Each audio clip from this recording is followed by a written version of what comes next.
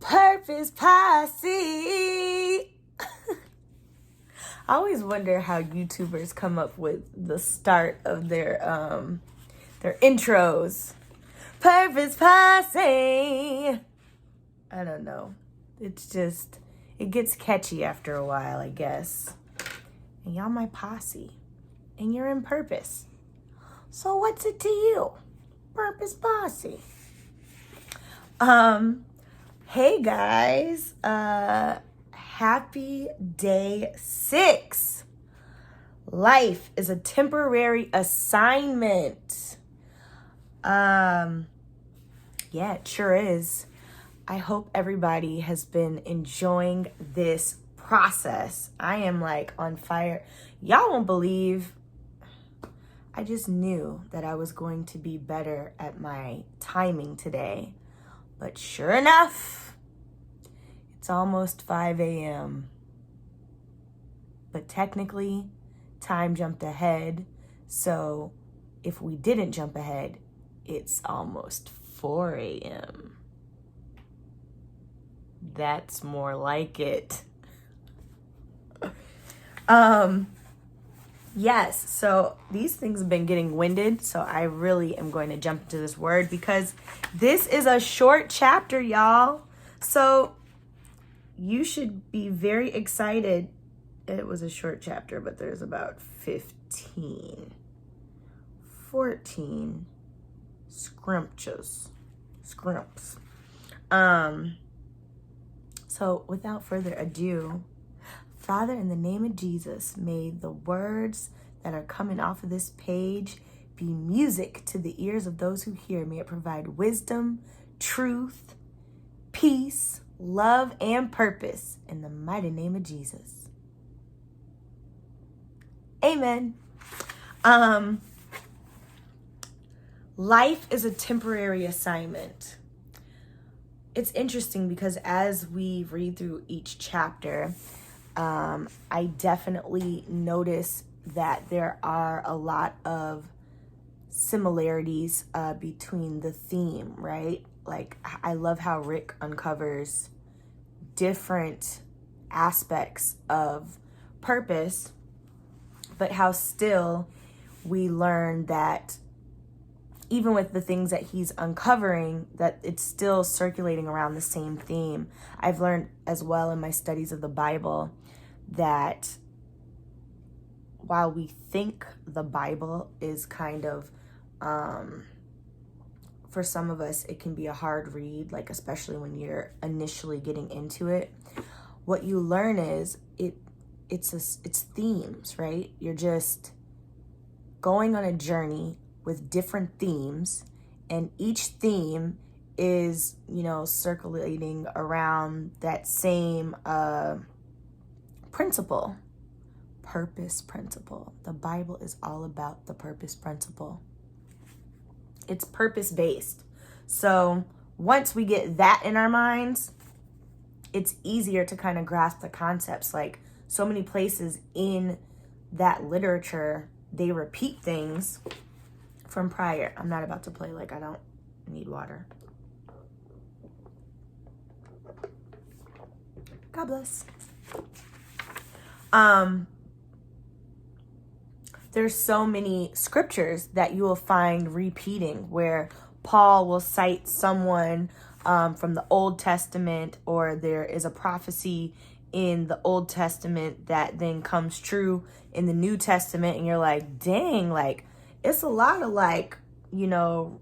reduce, reuse, recycle, rinse, and repeat going on in the Bible, which is good because I think what God's word does well is it reiterates and gives you different storylines to draw the same point, that we are imperfect people, that God wants us in relationship with him, and that we can do nothing without him. And if we do, God bless, God bless. So, life is a temporary assignment. Lord, remind me how brief my time on earth will be. Remind me that my days are numbered and that my life is fleeing away. Psalm 39:4. I am here on earth for just a little while. Psalm 119:19. The author writes, life on earth is a temporary assignment. The Bible is full of metaphors that teach each about the brief, temporary, transient nature of life on earth. Wow, I didn't even read this just now, and it's literally saying what I just said. Life is described as a mist, a fast runner, a breath, and a wisp of smoke. The Bible says, for we were born but yesterday, our days on earth are as transient as shadows. And that scripture comes from Job 8, verse 9. This, I think so many of us can relate to.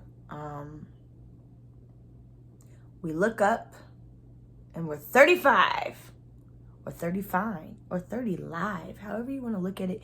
You look up and 35 is just 15 years short of half a century. And you think to yourself, wow, I lived such a grand life, right? When you have the time to really reflect on the things that you achieved in your lifetime, big or small, a lot of times we don't acknowledge how even the small things are actually bigger than we give them credit for, because we have this desire for destiny or a desire for success, but not knowing that the true panging desire that we have is really for purpose. So when you're in purpose, I believe that fleeting experience here on earth, it just feels more grounded, right? Because a lot of what we feel when life passes us by is that we didn't get to do something meaningful, or we didn't get to apply ourselves to something that, we feel divinely connected to, only we don't know that that's the thing that we are, being pulled back into, essentially. So we'll have this experience where we are expecting to amount to this great thing, and if all the years that preceded even the time that we amount to this great thing, should we get there, and or and by get there I mean by our standards, we're like, what did I do with my life, right? Like, I think especially with millennials, so many of us find purpose in careers, right? And not in the traditional sense like how our parents did, where, our parents were just excited to like go and work for a company. But millennials, we have this desire to bring something into creation. So even if it's not, and that can look like a job, that like fits the description of who you were created into, as a sum of your experiences and gifts and skill sets. Or it can look like a entrepreneurial pursuit, something that you built from the ground up. Either way, when we get to this point, so many of us will be living in that thing that we thought was fulfilling, and still feeling like we don't know what happened to our life, right? Because a lot of us have actually delayed, raising a family, intentionally raising a family, because we're like, oh, I just need my career to be where I need it to be so that I can have the family, that is on my heart. And I think that the big misconception is that when our parents were raising us, right? I always felt like our parents seem so much older than we do, like where we are at this time and age. Like when my mother was 35, she was already 4 kids in. Not I, though I would love that. And she had lived a life. Like she'd worked, she traveled, she had all of these experiences. She did all of that. And, but in her case, she looked up and she's like, I gave my whole life to my kids. Now what do I do? Where we're the opposite. We're like, we gave all of our lives to our career. And each side of that spectrum, we're looking like, where is the purpose in either of this, right? There's still this void and longing to do more, to be more, to produce more on the family and on the career side. And that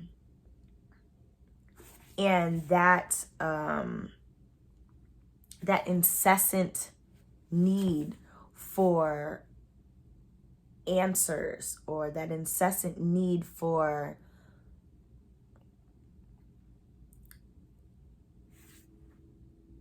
feeling connected, more connected to our reality. Because I think a lot of us have out-of-body experiences daily, right?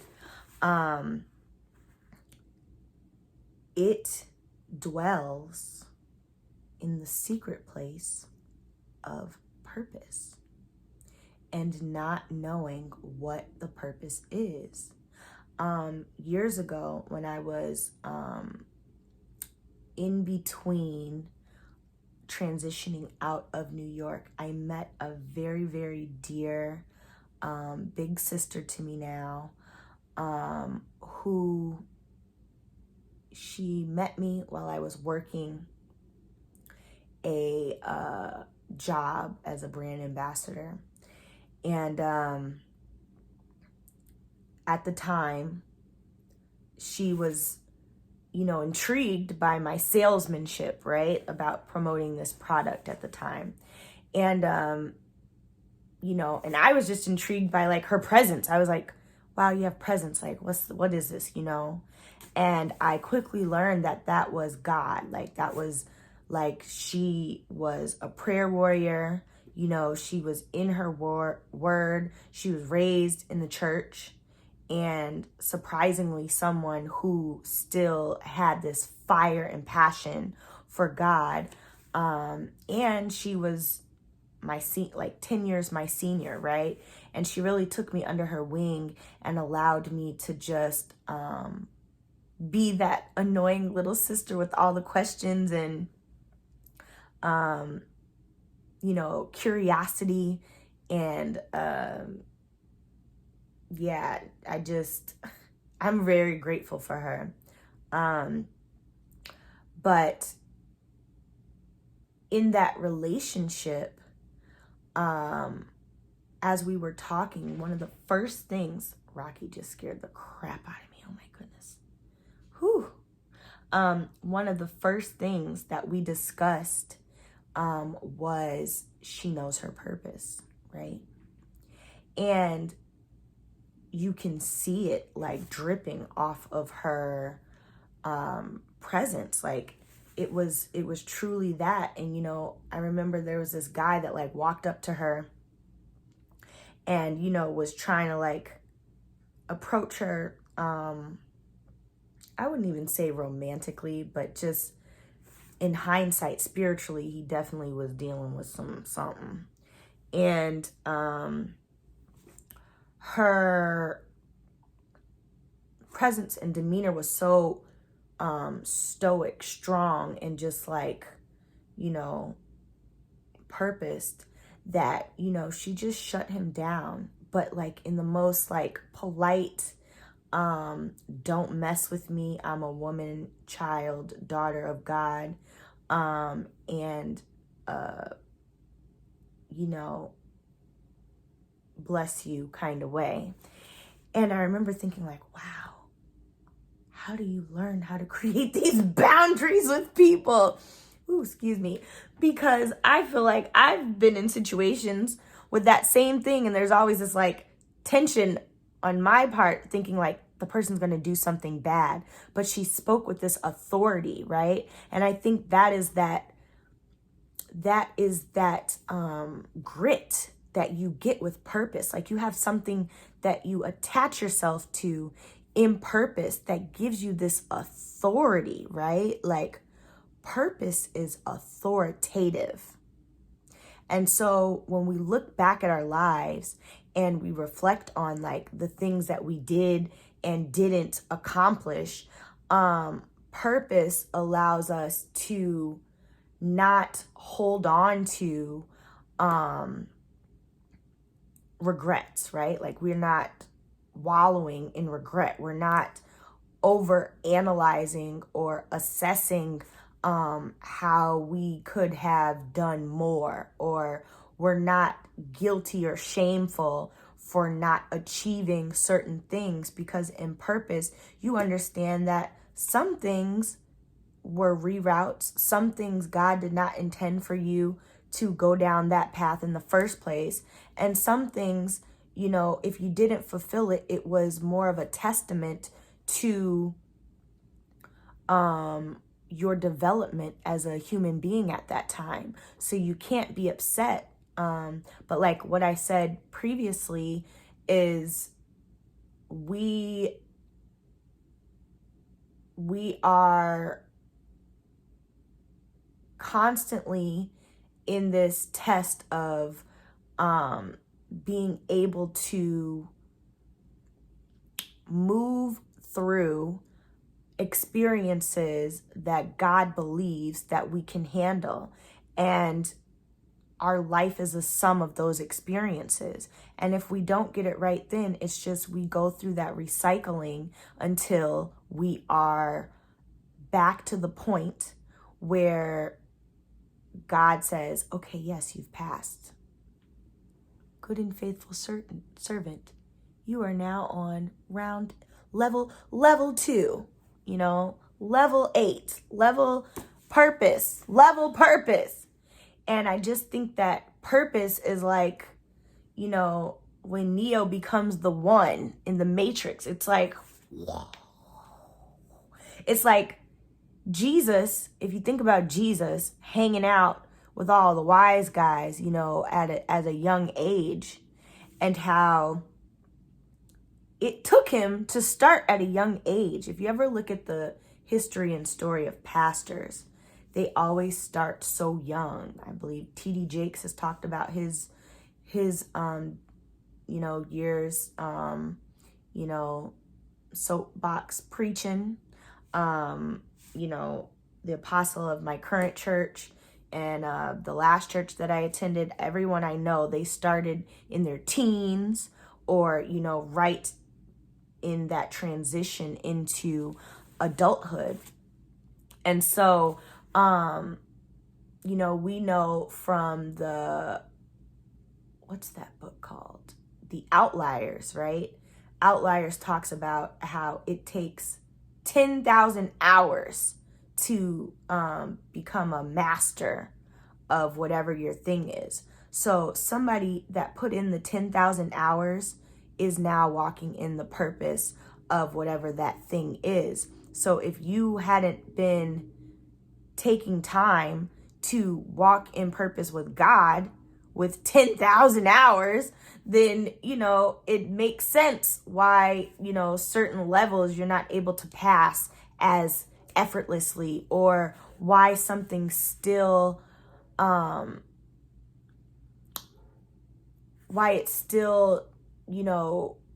confuses or your spirit, or don't want to say confuses. I want to say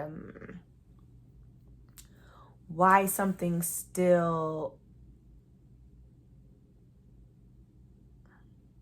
the word is there, but it'll come back to me. But why challenges, right? Challenges your spirit. Like it's in direct conflict with your spirit. That's not the word I want. It's right there, but it's gonna come to me. Maybe you guys know it and you can just write it in the chat, guys. I don't know. Just bear with me. So and you don't have this need to like prove yourself to people, or because really when you think about life, like the only person who really cares about what you accomplished is you. Like nobody's sitting around keeping tabs on you. And if they do, that person's not in their purpose. That means that person probably, has been through a lot of experiences that removed them from their purpose, and now they're picking on you because they got some type of, small guy syndrome, thinking that they have the answers just because they want to have one up on you. And like, that person doesn't add value to you anyway, not in the traditional sense at least. They add value in other ways by challenging you to not be as affected by people that have strong opinions. They allow you to grow through your need to please people, right? Once you can operate through life, regardless of a person who's like a sneerer or who's constantly challenging like how you operate, and this can be family sometimes where they just make you feel like you're not doing enough. You have mastered the ultimate level of peace. And that peace comes with purpose. And we're not talking about the peace of, breathing deeply daily, as you might in yoga or fitness or whatever. But we're talking about a peace that surpasses all understanding. A peace that is created from the goodness, likeness, and love of God. A perfect peace, a stillness that you cannot find anywhere else. That is where purpose lies. And that is where peace is developed, in purpose. So that fleeting thought of our days are as transient as shadows. That's very beautifully described. Transient as shadows. It can feel that way, especially if you spend the majority of your time toiling with the lemons that life gave you, or if you toil because you think that life gave you lemons when really, I don't know, it had so many other, it was a fruit with so many other benefits, but a lemon is still a fruit despite the connotation of the name, right? Like lemons breed vitamin C, and they help boost your immunity. So everything about how you view the cards that you're being dealt in life is all about perspective, right? We can just as easily pick out the good things in the things that come to try to deter us from purpose as we can the bad things, right? because the good things are the things that push us further, right? That attaching of our mind to the good things, it shows that our minds are in a healthy state. Because in purpose, you don't live in that mental anguish where you are believing that things are coming to harm you, but instead you're believing that all things are working for your good. And when you know that, you will never look at a problem, a trial, a tribulation, a struggle as a adversity again. You will be like, wow, what an awesome learning experience. Like, my family, my mom in particular, thinks I'm so weird. She's like, why do you want to struggle through things? I'm like, I don't even, there are parts of me that don't see certain things as struggle. And I've realized that it's firmly rooted in my belief that, like, there are some immaturities within me that I have to grow through. And if I don't allow myself to go through the process physically, I just don't know how else to learn. And I know this about myself because even things that I pick up well, that are good for me, or that are, more universally good for me, I immerse myself in it to be able to develop that skill set. So I have in life allowed myself to be immersed in the trial. And I think that as I attach myself to purpose, I understand that in God's kingdom, if he is leading me to a place, which he is, of leadership and understanding, I will have a harder time relating to those people that I am called to lead if I haven't been through anything. So I look at it as like, what a dope opportunity to get my mind right through these struggles so that I can show someone how easy it is to dig yourself out if you just follow these key steps. And part of that looks like aligning yourself with purpose through being in the presence of God. God. Y'all, I'm real serious today because I don't know why, but I think it's because, hey you, it's 5 a.m. Daylight savings time. The next verse comes from 2 Chronicles 32:31, which says, Lord, help me to realize how brief my time on earth will be. Help me to know that I am here for but a moment more.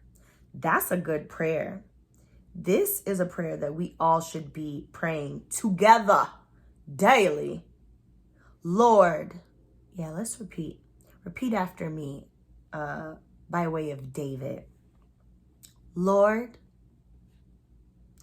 help me to realize how brief my time on earth will be. Help me to know that I am here for but a moment. Amen. Once you pray that prayer, you will find yourself coming humbly before God and submitting a request that is of his will, right? It's so to the point because we just be acting like we got so much time. Like, and while we do, we also do not, you know? There are assignments that God has for us now to be able to accomplish through that testing, through all those things, so that eternally we are prepared for the assignment of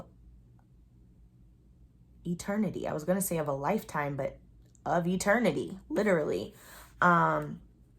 He needs to be able to use us. Dang, my heat just came on and I was going to turn it off originally, but it's cold. ATL. So yes, the next verse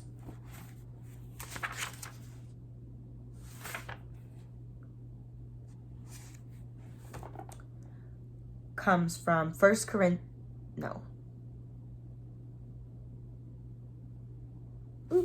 And that one from David was from Psalm 39:4. Jeez, y'all, I'm sorry for slaughtering that. That prayer that we prayed with David is from actually Psalm 39:4. Bear with me. The next verse comes from Psalm 119:19. Also David, which reads, I am but a foreigner here on earth. That's that temporary again.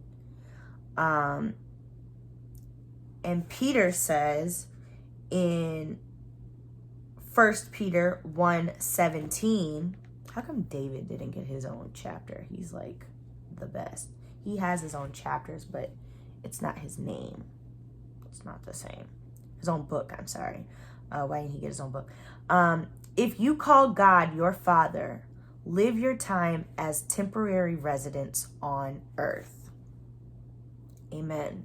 So again, we've been talking about this season of temporary dwelling and how God is calling us home, back on the range of the kingdom of God, you know, his heavenly kingdom. So everything that we're doing here on this borrowed time as aliens, pilgrims, foreigners, strangers, visitors, and travelers, as the author quotes here as terms used in the Bible, we really have to keep that concept we really have to meditate on that concept and keep it at the forefront of our mind. Like, if every day you wake up and you're like, today's temporary, I just feel like you would hop out of the bed like,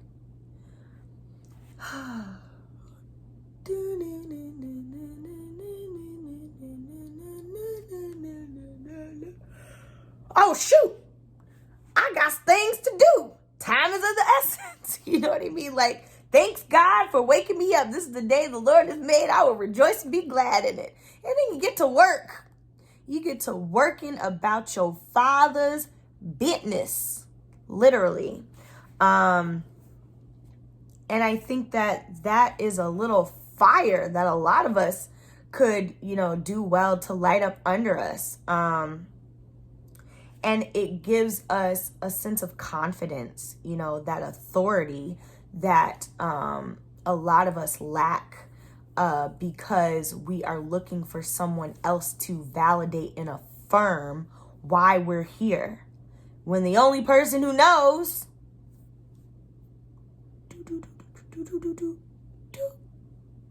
is the big guy.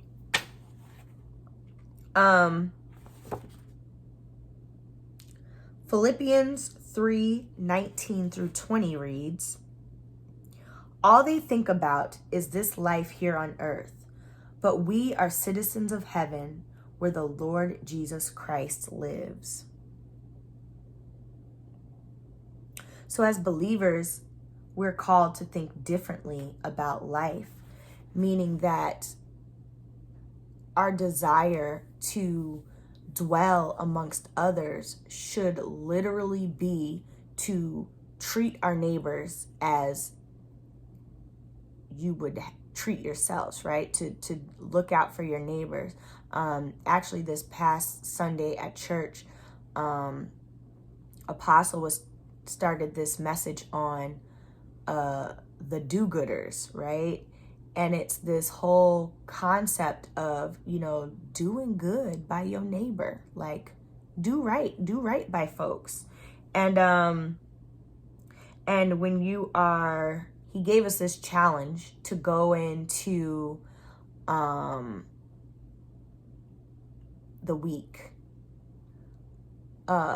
blessing folks, being a blessing to someone, standing in the gap. If sometimes it doesn't have to look like your neighbor going through adversity. Sometimes it could just be, loving on someone that you haven't loved on, and you don't even need to know what their situation is. And it's interesting because even when you do that, God is so intentional. The moment you set up your heart posture to bless someone, God is like, okay, I'm going to give you the exact person that needs to be blessed. Like, you're thinking like, oh, this feels weird to like intrude, right? Like, people are so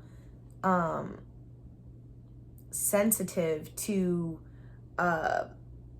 interacting with others, right? Like, I don't know how many times I walk down the street and, like, especially during COVID, people don't like talk to you, I don't know, because maybe there's a little bit of self-consciousness because all our breath is a little tart from these masks. But on the flip side, some of these people, it's like more of an excuse to not have to talk to people because of whatever social anxieties they may have. And it's like, we're not put on this earth to be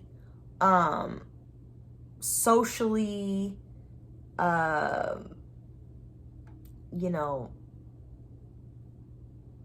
inept. Like, we're here literally to be able to commune with one another.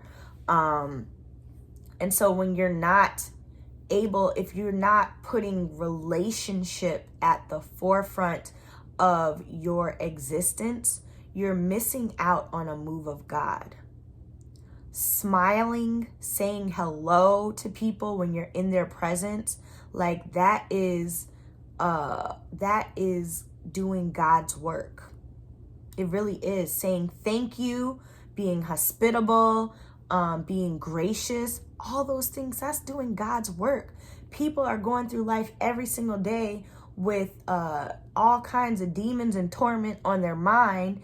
And, that one touch of God's Spirit on that person in that moment is all that is needed to turn it around for that person's good, to save a soul, save a life, save a day, save a moment, save a thought that leads to saving all of those other things. So it is not, it should be our plight as believers, as children of God, to always be an extension of God's love. Like, extend yourself. Extend yourself. Because we are but citizens of heaven. And depending on how you look at heaven, would you want to go to a heaven where everybody knows your name, like cheers, but nobody talks to you? No, like, who wants that? No, you want to go to a place where you feel God's love, which looks like people celebrating you. And despite what you may think about how somebody will receive you for extending yourself as a love offering, in the form of a smile and or hello, and even blessing someone beyond that, people, we are more scared of you than you are of us. And if everybody's scared, then it's like, who's going to be the change we used to see in the world? Like, who is going to stand up and say, like, no, let's break this cycle of being reserved, right? Like, who is going to challenge that? Because every time you challenge that nature, you are creating God's kingdom here on earth. It's loving. Imagine asking for angels to assist you, plural, right? And the angels being like, nah, I don't really feel comfortable with hanging out with this other angel. Yeah, so now your blessings being blocked because you need angel assistance. You need the love of God, and God's angels are like, yeah, no, I'm they're stuck in their heads, like, but that would never happen because they live in purpose, on purpose. So that is the goal, is that one day when you ascend, that you are ascending into heaven, and you have that angelic, some of us will be used in an angelic presence.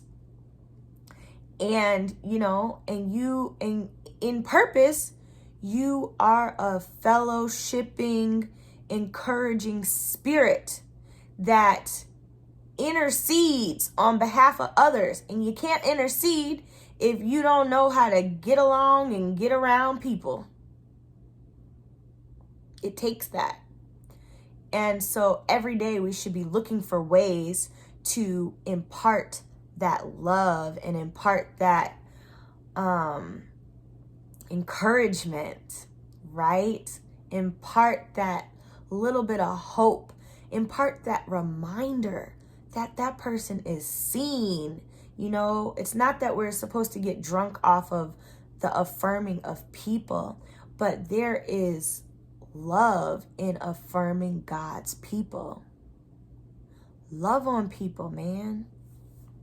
Life is too short not to. It's like that thought of being the person that didn't get to tell someone, goodbye, or I love them, and you wallow in that space of like, I wonder if they know. They know, but like, you don't want to go through life with that on your conscience because of pride or fear stopping you from being courageous enough to just say hi, or I love your shirt, or just recognizing something, or hey, may I help you? Can I help with that? Do you need any help? Or I don't know what you're going through, but I just want you to know that God sees you. He's got you. Or God bless. Just pour out some blessings, man. Like, we have such a short amount of time. Every time we remove the pedestal of thinking that, we don't have time for people, or thinking that we are in conflict with that person's life by offering ourselves up to them as a sacrifice. Every time we think that, we are digging like a deeper hole. Like we're creating less of an opportunity to be an example, and we're creating less of we're creating less of an opportunity to walk in purpose and to feel that purpose dwelling within us, to fill the void that we all are kind of born into this earth with.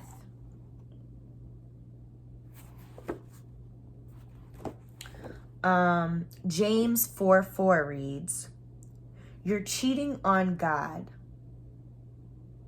If all you want is your own way, flirting with the world, every chance you get, you end up enemies of God and his way." So, what the author was saying before this is that, I don't know, I thought I messed something up. What the author was saying before that is when we flirt with the temptations of this world, God calls it spiritual adultery. And God is very blunt about the danger of living for the here and now and adopting the values, priorities, and lifestyles of the world around us. So that's getting right into that. Like, it's a lifestyle to be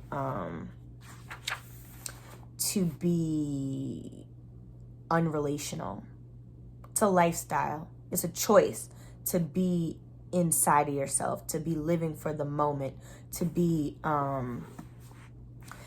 not thinking about others and how your actions affect others. That's a choice, right?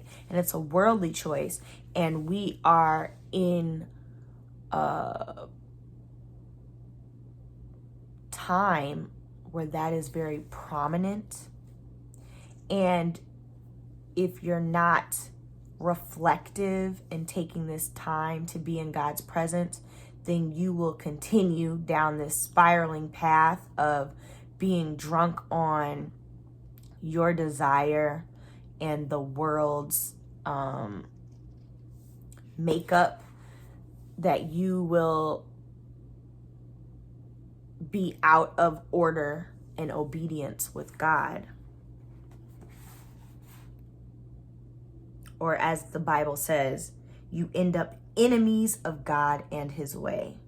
I don't want to be enemies with nobody that can turn water into wine, make people walk on water, can turn a rod into a snake, and can part a Red Sea and send plagues and locusts. And I don't want to be an enemy of nothing like that. So let's get to it.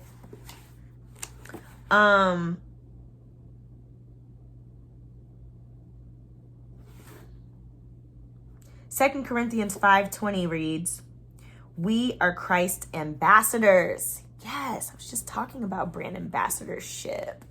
One of the best things with brand ambassadorship is that you have to have a personality, right? When I think of ambassador, I think about a representative that has absorbed the will of the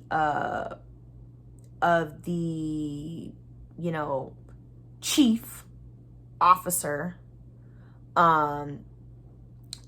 and communicates it on behalf of that chief. So you are a strong representative that could be confused as the creator and or chief himself. And so what this means is that you have to study the objectives and goals of, let's say it's a product. You have to study the objectives and goals of that product or that mission or that, in this case, God. You have to study God's objective, right? His purpose, right? Why did we create this? When was it developed? How long has it been going on? What is expected? What are the side effects? What can happen? That's what it means to be an ambassador. And as Christ ambassadors, we are to convey this information appropriately to believers and non-believers alike, and be the example to the best of our abilities. Christ ambassadors. 1 Peter 2:11 reads, Friends, this world is not your home, so don't make yourselves cozy in it. Don't indulge your ego at the expense of your soul. Ooh, wee. Yes, baby. There was this moment earlier today. I went to acting class, guys. My first time in 2 years, and I just felt so blessed, really, to be in that space. And especially because the Xaviera of 2022 in comparison to the Xaviera of 2020 and before walks with a different authority over her life and a different boldness over her life. So being in that space, I was able to, channel how God sees me as opposed to my ego that really is deceitful, right? Like, one of the things I said today was like, I have a competitive spirit, right? Like, I'm competitive. And we were playing this game called Bunny. I think it's called Bunny. Anyways, and the object of the game is that you have to be interdependent. You're in a circle and you're interdependent with the person to the left and right of you. And their person to their left or right, and to create a triad or a threesome or a trinity. It's a trinity. Ooh, come on, Holy Spirit. To complete this trinity of a bunny, body, statue, sculpture, body, whatever. I don't know what the word would be. But so if you're on the left or the right, you have to create the bunny ears like this. And if you are in the middle, you have to create the bunny front, torso. And he goes around in a circle and he goes, bunny. Or maybe he says funny bunny. It might be funny bunny. I don't know. I can't remember. But anyways, let's say it's funny bunny. He goes, funny bunny or funny. No, because I think I would have giggled every time he said funny bunny. It's probably just bunny. Money bunny? I don't know. Anyways, and when he points at you, if you get pointed at, if Xavier got pointed at, I am the center of the bunny. And then whoever's to my left and my right have to make my ears, right? With their arms like this. And so it's a really fast game. And I got out twice early for flinching. So if you flinch and it wasn't on you, you're out. If you didn't make the right gesture, you're out. And the most, I think, evolved thing that I said when I got out was, I was like, dang it. And they were like, oh, it's okay. And I said, no, it's good for my ego. Literally. Because I'm like, that desire to win, it's not that you shouldn't want to win, but it's that egoic state that I would have dwelled in for the rest of the class. Like, yes, you peons, I am the Xaviera funniest bunny. And it's like, what? That's not really something to be proud of, but okay. And, but every day, like, we are being challenged of not getting drunk on the ego, we got to check that. Because it's telling us right here that if we overindulge our ego, it's at our soul's expense. So don't get cozy. So the wins and losses here on earth, or the gains, the triumphs, the victories, the successes, the accumulation of quantitative acquisition. Ooh, come on, sounding just like that man from that from Living Color. Literally. But the accumulation of all this stuff that we really get hung up on, what it does is, I don't know what happened. My camera done shifted. Y'all could see my little moose in the back. You could see all kinds of stuff. Whatever. I'm gonna just let it be great. I thought I was on a different camera setting, but maybe I'm not.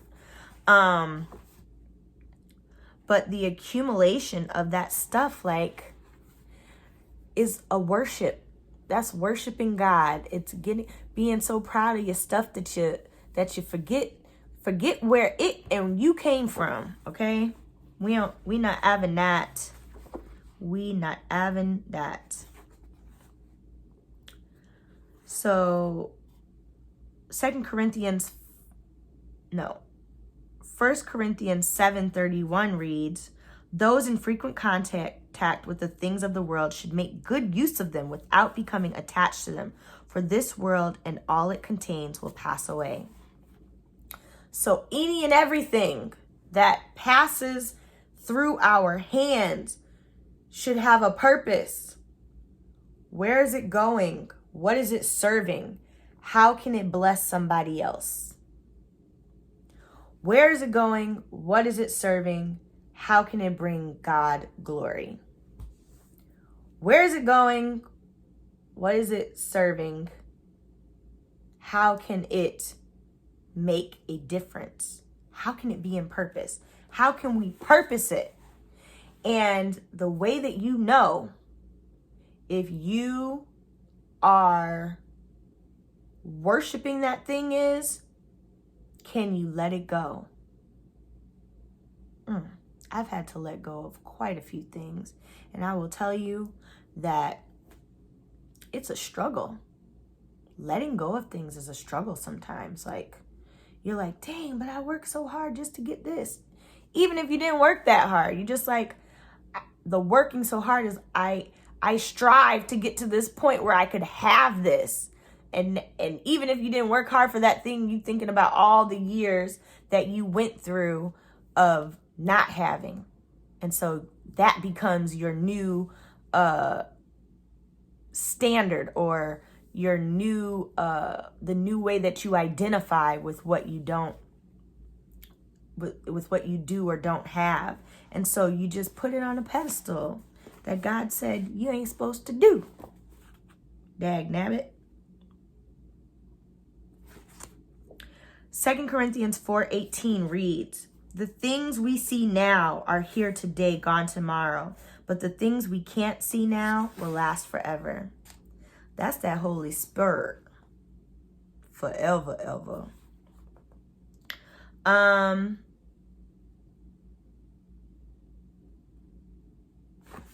Did this already move?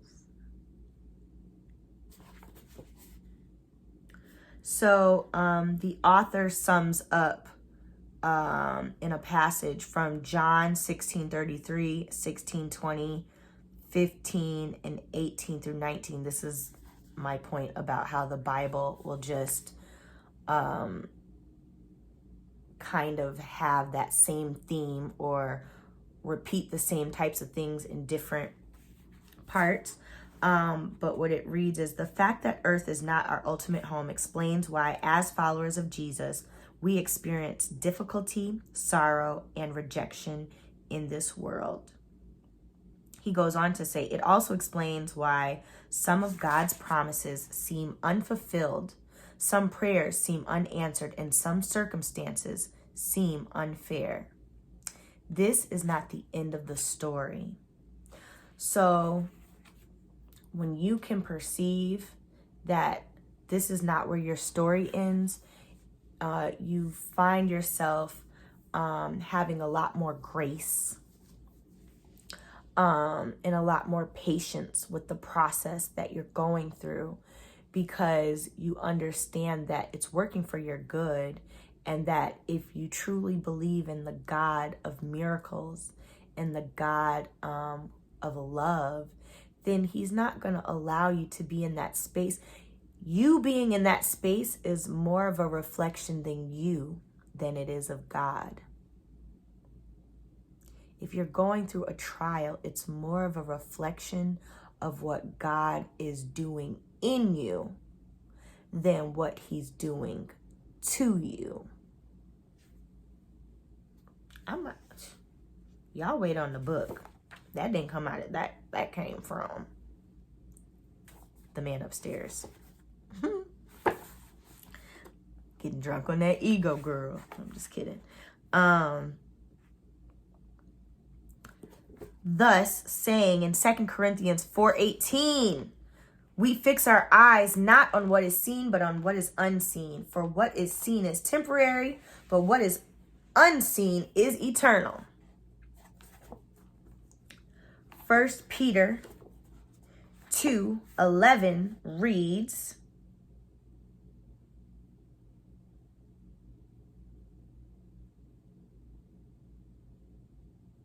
oh, it's another one of these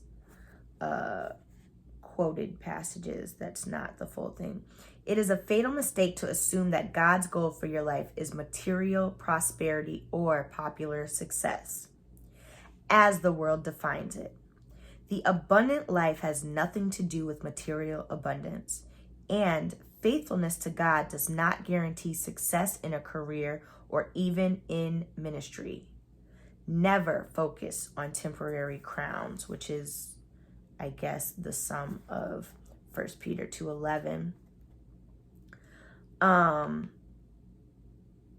And lastly,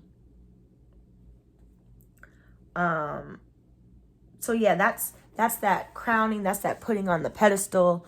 We're not focusing on that. We should be so drunk on God's word that we're not even, if God is our king and we're moving into his kingdom, then like we can't be walking around worshiping the crowns of things that are not sacred, that are not tangible in the spirit, because those things fade away.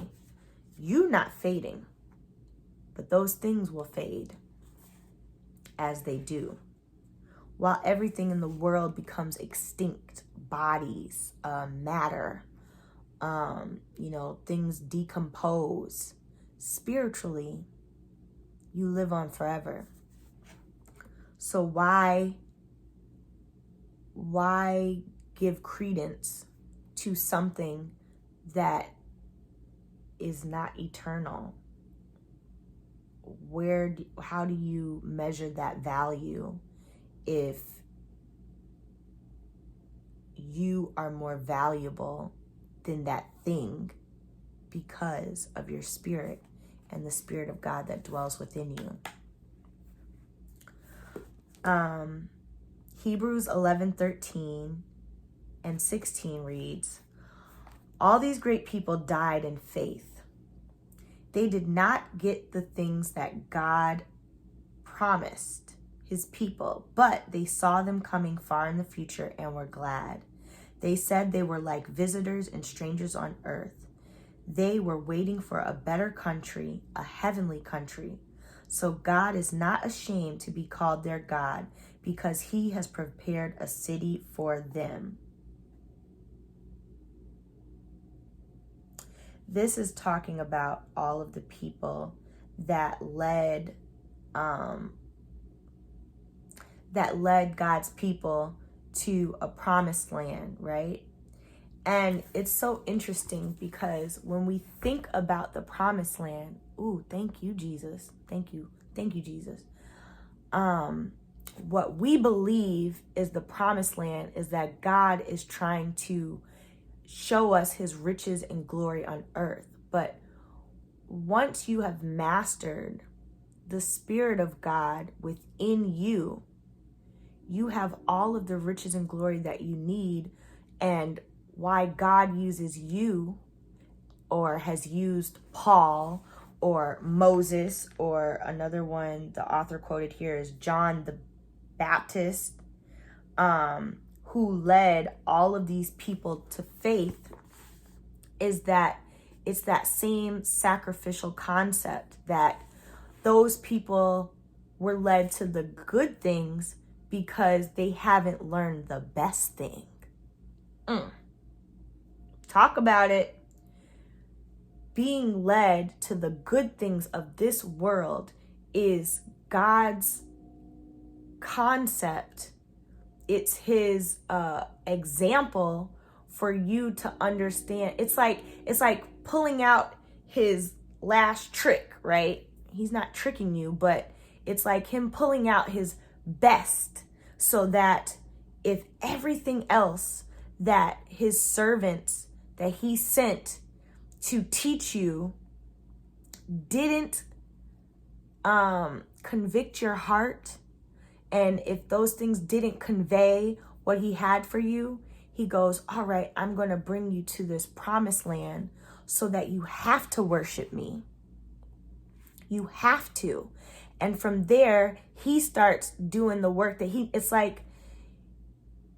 it's like a proposal, right? I mean, that's kind of a weird example, but we'll use it. Or a surprise.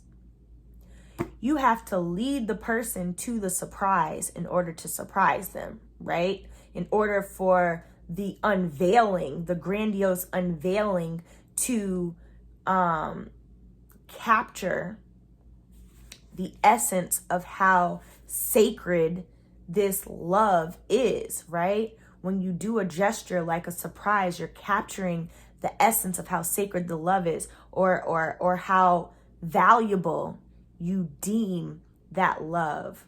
And so that can also, be said about like a proposal, where it's like you value this relationship so much that you are willing to fight for it,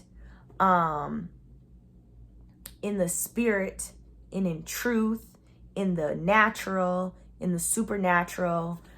Fight for your love for and with this person, so you create an environment that supports how sacred this is by creating a big unveiling of a token of your love and how you would like to display how you're moving into this next season with this person, your commitment to this person.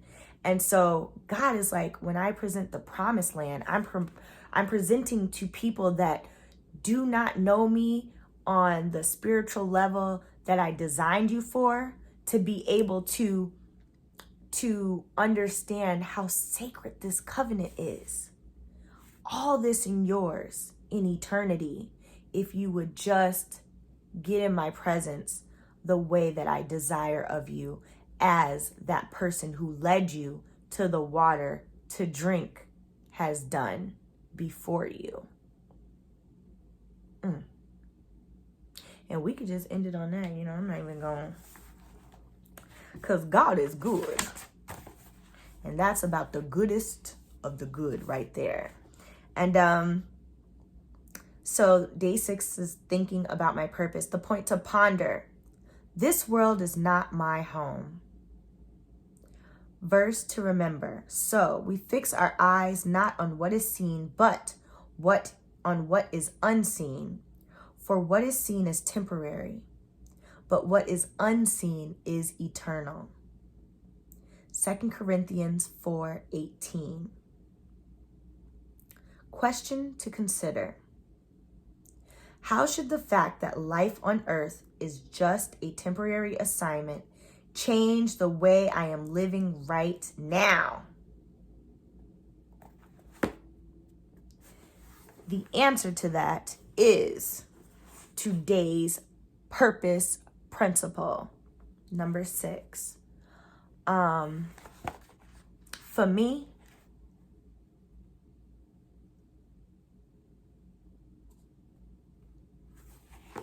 knowing that life is a temporary assignment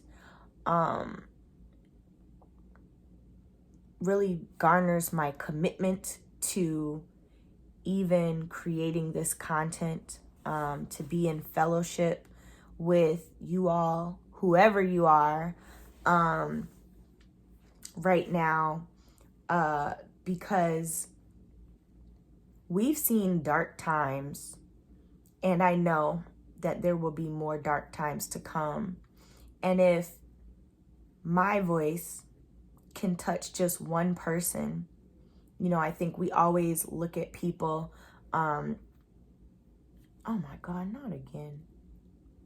Man, this is crazy. We always look at people, it's one chapstick that I use that does this, so gross. Oh my gosh. Okay. We always look at people in leadership and we think that they have something figured out, and really the only thing they figured out is that they tried and kept trying, and every day they got up and they tried again. And I can tell you this from experience right now. I'm on day 6 of trying to convey something. But the beauty in trying is that while the word try comes to deflect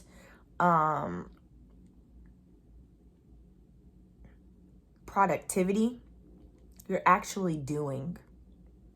And so every day that you step into purpose and show up as a person who is committed to the things that are not of this world, you are a do-gooder too. In Jesus' name. So, yeah, I'm going to work hard at giving my best to showing people and be an example of God's love. And I'm going to allow the fire of God to just light up my life until I bless as many people as He calls me to. What are you going to do? Gooda. What are you going to do, Gooda? Sorry, Apostle. My apostle's name is Apostle Brian Meadows of Embassy City Church. That last one was a reference from today's, yesterday's, because it's 5 a.m. Yesterday's word. So my prayer for you is that God will reveal to you ways or a strategy for how He will light up your spirit, how after He lights up your spirit for purpose, He will reveal the strategy for how to get it done, and that you may walk in boldness, knowing that this life isn't promised, and anybody's opinion of you in this life will never amount to God's opinion of you when you get to heaven. Period. I'm out. Dang it.